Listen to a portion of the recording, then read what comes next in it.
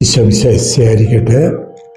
നമ്മൾ ഇന്ന് ഈ ദൈവമനുഷ്യൻ്റെ സ്നേഹഗീത എന്ന പരമ്പരയുടെ 62ാമത്തെ ഭാഗത്തേക്ക് പ്രവേശിക്കുകയാണ്.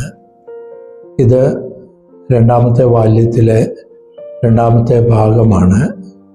45ാമത്തെ അധ്യായത്തിൽ നിന്ന് എടുക്കുന്ന അവിടെ നമ്മൾ പ്രതിപാദിക്കുന്നത് കാണുന്നത് ഈശോയുടെ സ്നാനം അനാദിയിൽ ദൈവം നിശ്ചയിച്ച ആ സമയത്ത് ഈശോ ജോർദാൻ നദിയുടെ തീരത്തേക്ക് പോവുകയാണ്. അവിടെ ഈശോയുടെ വഴിയൊരുക്കുന്ന സ്നാപക യോഹന്നാനെയും ദൈവം നിശ്ചയിച്ച സമയത്ത് അവിടെ ഒന്നിക്കുകയാണ്. ധാരാളം പേര് യോഹന്നാനിൽ നിന്ന് സ്നാനം സ്വീകരിക്കുവാൻ വേണ്ടി വരുന്നുണ്ട്. അവരിൽ പലരും നിയമജ്ഞരെയും പരിസയരെയും പോലെ കാപട്യത്തിൽ ആ വലിയ കൃപ നേടുവാൻ വേണ്ടി വക്രബുദ്ധിയോടെ വരുന്നവരുമുണ്ട്. അതുകൊണ്ടായിരിക്കാം യോഹന്നാൻ വളരെ കടുത്ത ഭാഷയിലാണ് പ്രസംഗിക്കുന്നത്. തീപ്പൊരി പ്രസംഗം. ഒരുപക്ഷെ മലയിടിച്ചിലോ ഭൂമി കുലുക്കമോ ഇടിവെട്ടലോ കൊടുങ്കാറ്റോ ഒക്കെ പോലെ തോന്നാമെന്ന കഠിനമായ ശബ്ദത്തിൽ. പക്ഷെ നമ്മൾ കാണേണ്ടത് സ്നാപക യോഹന്നാൻ തന്നോട് തന്നെ വലിയ കാർക്കശ്യമുള്ളവനായിരുന്നു. അവൻ്റെ ആ പ്രസംഗത്തിലൊക്കെ ഇരട്ടിത്താപ്പല്ലായിരുന്നു, അവൻ തന്നെ പാലിക്കുന്നതാണ്. നമ്മളിവിടെ ചിന്തിക്കുന്നത് എന്തുകൊണ്ട് ഈശോ അവരുടെ കൂട്ടത്തിൽ ഒരു സ്നാനത്തിന് വേണ്ടി പോയി? കാരണം പാപമില്ലാത്തവൻ. പക്ഷെ അവിടെ തന്നെ ഉത്തരമുണ്ട്, നമ്മുടെ പാപങ്ങൾ ഏറ്റുവാങ്ങിയവൻ. നമ്മൾക്ക് വേണ്ടി ആ സ്നാനം സ്വീകരിക്കുന്ന ഒരനുഭവം. നമുക്കറിയാം, ആ ഉയർപ്പിൻ്റെ തിരുനാളിൻ്റെ തലേ ദിവസം സഭയിലെ നമ്മുടെയൊക്കെ പ്രായമായവരുടെയൊക്കെ ആ മാമോദീസായുടെ നവീകരണം നമ്മൾ ആചരിക്കുന്നുണ്ട്.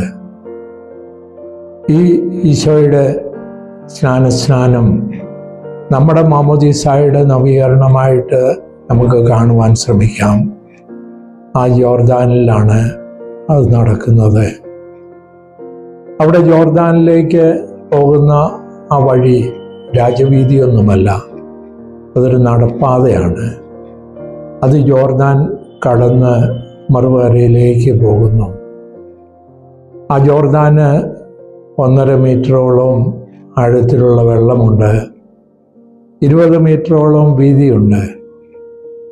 അവിടെ നമുക്കും ഈശോയുടെ കൂടെ ചേരുവാനും പാപക്കറകളെല്ലാം മാറ്റി ഒരു പുതിയ സൃഷ്ടിയായി മറുകരയിലേക്ക് നടന്ന് ഇനിയുള്ള ശിഷ്ടജീവിതം നയിക്കുവാനുമുള്ള ആഗ്രഹത്തോടെ നമുക്ക് ആ സ്നാനത്തിൽ പങ്കെടുക്കാം.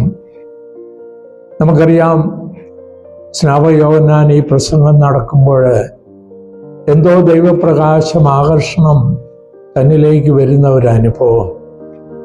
യോഹന്നാൻ തിരിഞ്ഞു നോക്കുകയാണ്, എവിടുന്നാണ് ഈ പ്രകാശം വരുന്നത്, ഈ ആകർഷണം? അവൻ എളുപ്പം തന്നെ കണ്ടുപിടിക്കുകയാണ്. ഒരുപക്ഷെ ലോകത്തിൽ വെച്ച് ആദ്യമായിട്ട് കാണുന്നതായിരിക്കാം ഈശോയെ. പക്ഷേ അവൻ്റെ അമ്മയുടെ ഗർഭത്തിലായിരിക്കുമ്പോൾ ഈശോയുടെ അമ്മ വന്ന് അവനെ സ്നാനം കൊടുത്തത്, കൃപകൾ കൊണ്ട് നിറച്ചത്, അവൻ പാപത്തിൽ നിന്ന് മോചിതനായ അനുഭവം, ഇതെല്ലാം അവനെ ഒരാദ്യ സൃഷ്ടി പോലെ ആക്കുകയാണ്. ആദ്യ സൃഷ്ടിക്ക് ദൈവിക കാര്യങ്ങൾ തിരിച്ചറിയുവാനുള്ള ശക്തിയുണ്ട്.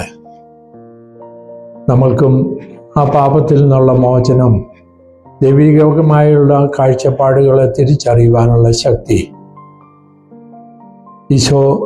ഈശോയുടെ അടുത്തേക്ക് വരുന്ന സ്നാപകൻ ആദ്യം പറയുന്നത്, ലോകത്തിൻ്റെ പാപങ്ങൾ നീക്കുന്ന ദൈവത്തിൻ്റെ കുഞ്ഞാട്.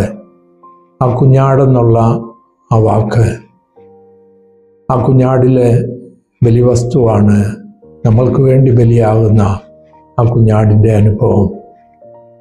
അത് കഴിഞ്ഞ് അവൻ്റെ അമ്മ പറയുന്ന അതേ വാക്കുകളുടെ ഒരു ധ്വനി നമുക്ക് കാണാം.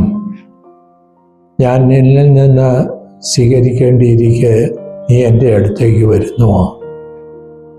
അപ്പോൾ ഈശോ പറയുന്നുണ്ട്, അങ്ങനെ എല്ലാ നീതിയും പൂർത്തീകരിക്കട്ടെ. ഏത് നീതിയാണെന്നും ഈശോ അവിടെ സൂചിപ്പിക്കുന്നുണ്ട്. അനുതാപത്തിൻ്റെ ആചാരം പൂർത്തിയാകട്ടെ. ഈശോ നമുക്ക് വേണ്ടി ചെയ്യുകയാണ്. ആ സമയം അവിടെ സ്വർഗം തുറന്നു. ആ പിതാവിൻ്റെ ശബ്ദം, നീ എൻ്റെ പ്രിയപുത്രൻ, നിന്നിൽ ഞാൻ സംപ്രീതനായിരിക്കുന്നു. പരിശുദ്ധാത്മാവിൻ്റെ ചിറകടി പ്രാവിൻ്റെ രൂപത്തിൽ സ്വയം പുത്രൻ തമ്പുരാൻ അവിടെ തലകുനിച്ച് ഒരു സൃഷ്ടിയുടെ മുമ്പിൽ നിൽക്കുന്നു. ആ എളിമപ്പെടുത്തലിൻ്റെ, കഴുകലിൻ്റെ, വിശദീകരണത്തിൻ്റെ. നമ്മുടെ ജീവിതത്തിലും ഒരുപക്ഷെ വെളിപ്പെടുത്തലുകളൊക്കെ ധാരാളം ഉണ്ടാവാം. ആ വെളിപ്പെടുത്തലുകൾ നമുക്ക് വ്യക്തമാകാതെ പോകുന്ന അനുഭവം ഉണ്ടാകാം.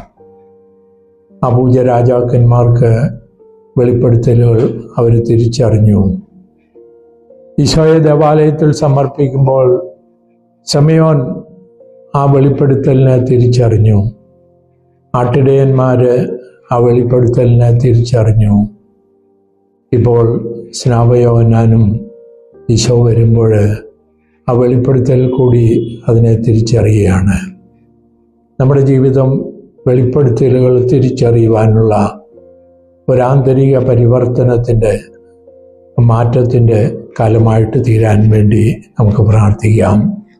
സ്നാപയോഹന്നാനും പറയുന്നത്, രക്ഷകൻ വരുന്നു, അവനെ സ്വീകരിക്കുവാൻ വേണ്ടി ആന്തരികമായിട്ട് നിങ്ങളുടെ ബുദ്ധിയെ, ബോധ്യത്തെ, ചിന്തകളെ എല്ലാം നവീകരിക്കുക.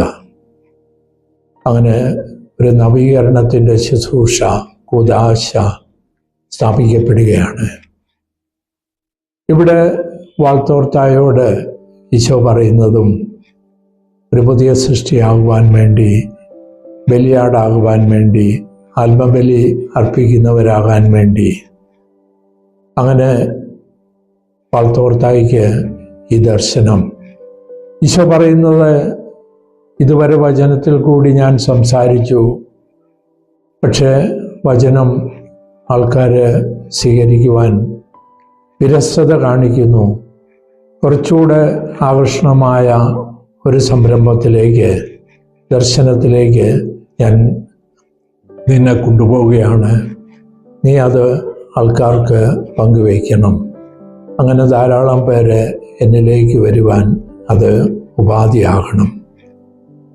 ഒരുപക്ഷെ പിശാചിനും അറിയാം, ഇത് ധാരാളം പേരെ, ഇത് അനുഭവിക്കുന്നവരെ, ദൈവമനുഷ്യൻ്റെ സ്നേഹഗീത എന്ന ബുക്കിൽ കൂടി കടന്നു പോകുന്നവരെ, ആ ദർശനത്തിൻ്റെ ആകർഷണത്തിൻ്റെ ശക്തി അനുഭവിക്കുന്നവരെ, അവരെയെല്ലാം ഒരുപക്ഷെ തനിക്ക് നഷ്ടപ്പെടുമെന്നുള്ള ബോധ്യത്തിൽ കൂടി ആയിരിക്കണം പിശാച് വാൾത്തോർത്തായെയും പരീക്ഷിക്കുകയാണ്.